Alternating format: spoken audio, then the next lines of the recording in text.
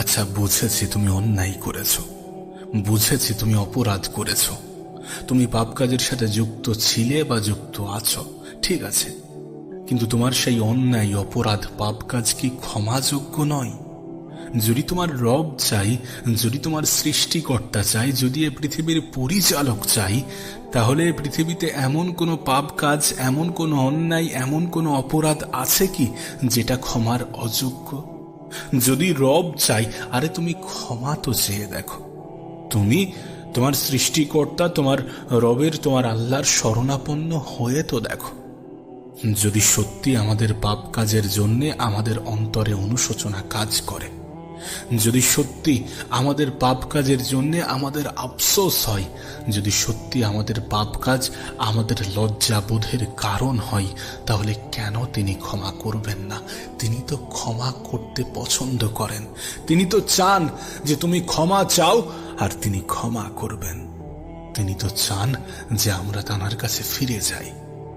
একটা কথা মনে রেখো, এ পৃথিবীতে তোমাকে যদি 10,000 কোটি বছরও হায়াত দেয়া হয় এবং এই 10,000 কোটি বছর ধরে তুমি যদি পাপ কাজ করতে থাকো, এমন পাপ, এমন এমন পাপ যেগুলো তুমি কাউকে করতে দেখোনি, যেগুলো তুমি কাউকে করতে শোনোনি, যেগুলো তোমার ধারণারও বাইরে, এমন এমন পাপ কাজে যদি তুমি করে থাকো, আর যদি রব চান যে তিনি তোমাকে ক্ষমা করবেন, তাহলে কি মনে হয় যে পৃথিবীতে এমন কোনো পাপ কাজ আছে যেটা ক্ষমার অযোগ্য? আমাদের কাজ কি জানো? আমাদের কাজ রবকে খুশি করা, আমাদের কাজ আমাদের আল্লাহকে খুশি করা, আমাদেরকে যেন আমাদের আল্লাহ দয়ার দৃষ্টিতে দেখে এমন কিছু করা। এ বিষয়ে কোনো সন্দেহ নেই, এ বিষয়ে কোনো সন্দেহ নেই যে যদি তিনি চান তাহলে তোমার কোনো একটি ভালো কাজের জন্যও তিনি তোমাকে জান্নাত দিতে পারেন। অবশ্যই দিতে পারেন। তুমি তোমার জীবনে ভালো কাজগুলোকে এন্ট্রি করাও, তুমি তোমার জীবনে ভালো অভ্যাসগুলো তৈরি করে তো দেখো, খারাপ জিনিসগুলো থেকে, খারাপ কিছু থেকে নিজের দূরত্ব বাড়িয়ে তো দেখো, আল্লাহর কাছে ক্ষমা চেয়ে তো দেখো। সেই জন্য বলছি যে আমাদের মধ্যে যারা অন্যায় অপরাধে ডুবে আছে, যারা খারাপ কাজের সাথে লিপ্ত আছে, তাদের রবের দয়া থেকে নিরাশ হওয়া কোনোভাবেই উচিত নয়। আমরা যদি ফিরে আসি তাহলে নিশ্চয়ই তিনি ক্ষমা করবেন।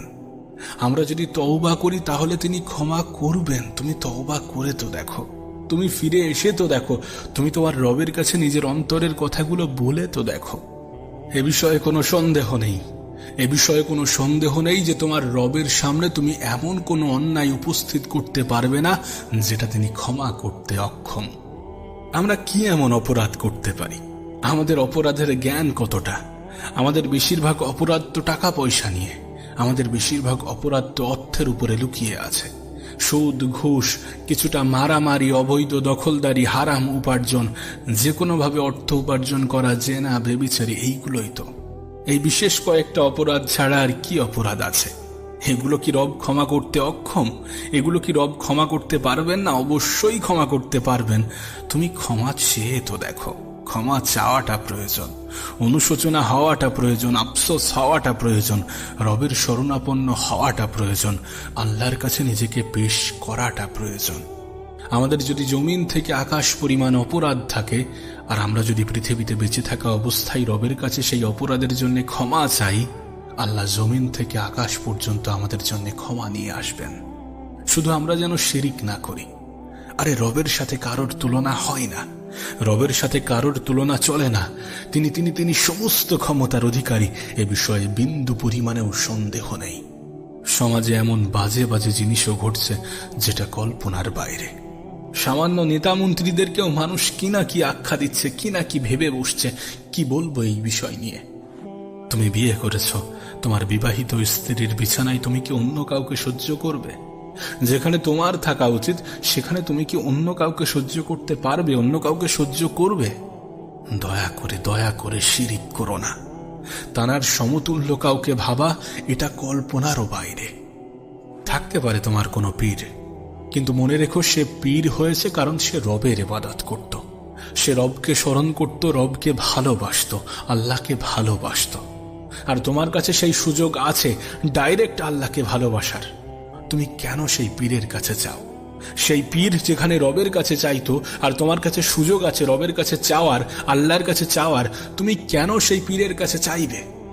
কোনো পারমিশনের প্রয়োজন নেই, কোনো বিশেষ অবস্থার প্রয়োজন নেই, বিশেষ অবস্থানের প্রয়োজন নেই। তুমি যে কোনো সময়ে, যে কোনো মুহূর্তে, যে কোনো পরিস্থিতিতে তোমার রবকে স্মরণ করতে পারো, তোমার রবের শরণাপন্ন হতে পারো। ডাইরেক্ট যোগাযোগ করার, ডাইরেক্ট কথা বলার, ডাইরেক্ট চাওয়ার মাধ্যম আছে। তাহলে কেন তুমি অন্য কারোর কাছে গিয়ে চাইবে? শিরিক করো না, রবের সাথে যেন অন্য কাউকে গুলিয়ে ফেলো না। এটা বাদে পৃথিবীতে আর যা অপরাধ করেছো, যত বড় অপরাধ করেছো, ক্ষমা চাও। একবার ক্ষমা চেয়ে দেখো, তিনি পরম দয়ালু, ক্ষমাশীল। তোমার কাছে অনুরোধ করব, রবের দয়া হতে নিরাশ হয়ো না। তোমার সৃষ্টিকর্তার কাছে কিছু চাইতে লজ্জাবোধ করো না, তাঁর কাছে ক্ষমা চাইতে লজ্জাবোধ করো না। নিঃসন্দেহে তিনি অনেক অনেক অনেক বেশি দয়ালু, অনেক অনেক অনেক বেশি ক্ষমাশীল। আচ্ছা, বুঝেছি তুমি অন্যায় করেছো, বুঝেছি তুমি অপরাধ করেছো, তুমি পাপ কাজের সাথে যুক্ত ছিলে বা যুক্ত আছো, ঠিক আছে। কিন্তু তোমার সেই অন্যায়, অপরাধ, পাপ কাজ কি ক্ষমাযোগ্য নয়? যদি তোমার রব চাই, যদি তোমার সৃষ্টিকর্তা চাই, যদি এ পৃথিবীর পরিচালক চাই, তাহলে পৃথিবীতে এমন কোনো পাপ কাজ, এমন কোনো অন্যায়, এমন কোনো অপরাধ আছে কি যেটা ক্ষমার অযোগ্য? যদি রব চাই, আরে তুমি ক্ষমা তো চেয়ে দেখো। তুমি তোমার সৃষ্টিকর্তা, তোমার রবের, তোমার আল্লাহর শরণাপন্ন হয়ে তো দেখো। যদি সত্যি আমাদের পাপ কাজের জন্য আমাদের অন্তরে অনুশোচনা কাজ করে, যদি সত্যি আমাদের পাপ কাজের জন্য আমাদের আফসোস হয়, যদি সত্যি আমাদের পাপ কাজ আমাদের লজ্জাবোধের কারণ হয়, তাহলে কেন তিনি ক্ষমা করবেন না? তিনি তো ক্ষমা করতে পছন্দ করেন। তিনি তো চান যে তুমি ক্ষমা চাও আর তিনি ক্ষমা করবেন। তিনি তো চান যে আমরা তাঁর কাছে ফিরে যাই। একটা কথা মনে রেখো, এ পৃথিবীতে তোমাকে যদি 10,000 কোটি বছরও হায়াত দেয়া হয় এবং এই 10,000 কোটি বছর ধরে তুমি যদি পাপ কাজ করতে থাকো, এমন পাপ, এমন এমন পাপ যেগুলো তুমি কাউকে করতে দেখোনি, যেগুলো তুমি কাউকে করতে শোনোনি, যেগুলো তোমার ধারণারও বাইরে, এমন এমন পাপ কাজে যদি তুমি করে থাকো, আর যদি রব চান যে তিনি তোমাকে ক্ষমা করবেন, তাহলে কি মনে হয় যে পৃথিবীতে এমন কোনো পাপ কাজ আছে যেটা ক্ষমার অযোগ্য? আমাদের কাজ কি জানো? আমাদের কাজ রবকে খুশি করা, আমাদের কাজ আমাদের আল্লাহকে খুশি করা, আমাদেরকে যেন আমাদের আল্লাহ দয়ার দৃষ্টিতে দেখে এমন কিছু করা। এ বিষয়ে কোনো সন্দেহ নেই, এ বিষয়ে কোনো সন্দেহ নেই যে যদি তিনি চান, তাহলে তোমার কোনো একটি ভালো কাজের জন্যও তিনি তোমাকে জান্নাত দিতে পারেন, অবশ্যই দিতে পারেন। তুমি তোমার জীবনে ভালো কাজগুলোকে এন্ট্রি করাও, তুমি তোমার জীবনে ভালো অভ্যাসগুলো তৈরি করে তো দেখো, খারাপ জিনিসগুলো থেকে, খারাপ কিছু থেকে নিজের দূরত্ব বাড়িয়ে তো দেখো, আল্লাহর কাছে ক্ষমা চেয়ে তো দেখো। সেই জন্য বলছি যে আমাদের মধ্যে যারা অন্যায় অপরাধে ডুবে আছে, যারা খারাপ কাজের সাথে লিপ্ত আছে, তাদের রবের দয়া থেকে নিরাশ হওয়া কোনোভাবেই উচিত নয়। আমরা যদি ফিরে আসি তাহলে নিশ্চয়ই তিনি ক্ষমা করবেন। আমরা যদি তওবা করি তাহলে তিনি ক্ষমা করবেন। তুমি তওবা করে তো দেখো, তুমি ফিরে এসে তো দেখো, তুমি তোমার রবের কাছে নিজের অন্তরের কথাগুলো বলে তো দেখো। এ বিষয়ে কোনো সন্দেহ নেই, এ বিষয়ে কোনো সন্দেহ নেই যে তোমার রবের সামনে তুমি এমন কোনো অন্যায় উপস্থিত করতে পারবে না যেটা তিনি ক্ষমা করতে অক্ষম। আমরা কি এমন অপরাধ করতে পারি? আমাদের অপরাধের জ্ঞান কতটা? আমাদের বেশিরভাগ অপরাধ তো টাকা পয়সা নিয়ে, আমাদের বেশিরভাগ অপরাধ তো অর্থের উপরে লুকিয়ে আছে। সুদ, ঘুষ, কিছুটা মারামারি, অবৈধ দখলদারি, হারাম উপার্জন, যে কোনোভাবে অর্থ উপার্জন করা, জেনা, ব্যভিচারী, এইগুলোই তো। এই বিশেষ কয়েকটা অপরাধ ছাড়া আর কি অপরাধ আছে? এগুলো কি রব ক্ষমা করতে অক্ষম? এগুলো কি রব ক্ষমা করতে পারবেন না? অবশ্যই ক্ষমা করতে পারবেন। তুমি ক্ষমা চেয়ে তো দেখো। ক্ষমা চাওয়াটা প্রয়োজন, অনুশোচনা হওয়াটা প্রয়োজন, আফসোস হওয়াটা প্রয়োজন, রবের শরণাপন্ন হওয়াটা প্রয়োজন, আল্লাহর কাছে নিজেকে পেশ করাটা প্রয়োজন। আমাদের যদি জমিন থেকে আকাশ পরিমাণ অপরাধ থাকে, আর আমরা যদি পৃথিবীতে বেঁচে থাকা অবস্থায় রবের কাছে সেই অপরাধের জন্য ক্ষমা চাই, আল্লাহ জমিন থেকে আকাশ পর্যন্ত আমাদের জন্য ক্ষমা নিয়ে আসবেন। শুধু আমরা যেন শিরিক না করি। আরে রবের সাথে কারোর তুলনা হয় না, রবের সাথে কারোর তুলনা চলে না। তিনি তিনি তিনি সমস্ত ক্ষমতার অধিকারী, এ বিষয়ে বিন্দু পরিমাণেও সন্দেহ নেই। সমাজে এমন বাজে বাজে জিনিসও ঘটছে যেটা কল্পনার বাইরে।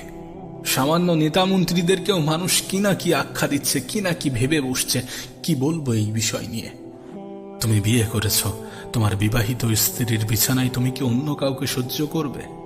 যেখানে তোমার থাকা উচিত সেখানে তুমি কি অন্য কাউকে সহ্য করতে পারবে? অন্য কাউকে সহ্য করবে? দয়া করে শিরিক করো না।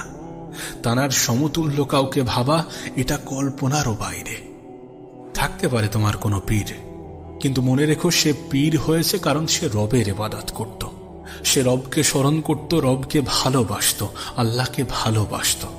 আর তোমার কাছে সেই সুযোগ আছে ডাইরেক্ট আল্লাহকে ভালোবাসার। তুমি কেন সেই পীরের কাছে চাও? সেই পীর যেখানে রবের কাছে চাইতো, আর তোমার কাছে সুযোগ আছে রবের কাছে চাওয়ার, আল্লাহর কাছে চাওয়ার, তুমি কেন সেই পীরের কাছে চাইবে? কোনো পারমিশনের প্রয়োজন নেই, কোনো বিশেষ অবস্থার প্রয়োজন নেই, বিশেষ অবস্থানের প্রয়োজন নেই। তুমি যে কোনো সময়ে, যে কোনো মুহূর্তে, যে কোনো পরিস্থিতিতে তোমার রবকে স্মরণ করতে পারো, তোমার রবের শরণাপন্ন হতে পারো। ডাইরেক্ট যোগাযোগ করার, ডাইরেক্ট কথা বলার, ডাইরেক্ট চাওয়ার মাধ্যম আছে। তাহলে কেন তুমি অন্য কারোর কাছে গিয়ে চাইবে? শিরিক করো না। রবের সাথে যেন অন্য কাউকে গুলিয়ে ফেলো না। এটা বাদে পৃথিবীতে আর যা অপরাধ করেছো, যত বড় অপরাধ করেছো, ক্ষমা চাও। একবার ক্ষমা চেয়ে দেখো, তিনি পরম দয়ালু, ক্ষমাশীল। তোমার কাছে অনুরোধ করব, রবের দয়া হতে নিরাশ হয়ো না। তোমার সৃষ্টিকর্তার কাছে কিছু চাইতে লজ্জাবোধ করো না, তাঁর কাছে ক্ষমা চাইতে লজ্জাবোধ করো না। নিঃসন্দেহে তিনি অনেক অনেক অনেক বেশি দয়ালু, অনেক অনেক অনেক বেশি ক্ষমাশীল।